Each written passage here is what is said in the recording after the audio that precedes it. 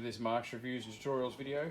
We are going to be looking at what it takes to change an indicator globe or a blinker globe in an F30 BMW. This is a 3 Series, and I'm going to show you where that is. This side though is right here on the panel, as you can see where the wheel arch is, and you can't get at it to get in behind this or for the blinker globe. So this is for the blinker globe. I've got the wheel off at the moment, and if you look in under here, they've actually given you a little hidey hole in under here.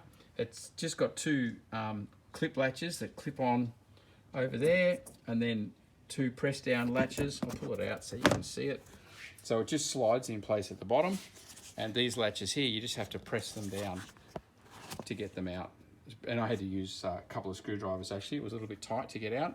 But when that panel's out, you see another one of those headlight fittings. You also see daylight straight through there. This with the wheel on, you can turn the wheel so it comes, like turn it that way so it gets out of the way, and then you get reasonable access in there. If you've got a lot of work to do though, obviously you can take the wheel off to get inside, but that is what it takes. The blinker globe is this white thing you see here. That needs to be undone, and that gets you access into the... Just undo the pliers and plop it out, and the whole assembly comes out, globe, the whole lot.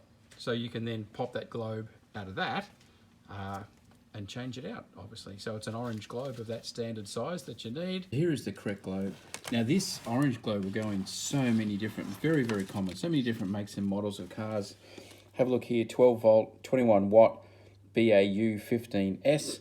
But just the orange coloured standard socket, that's what that BAU 15S indicates, is the one that you need in order to fit. If you have a look at the bottom of the globe, you see the pins are not directly offset across from each other. That's also another thing to note when you're buying it.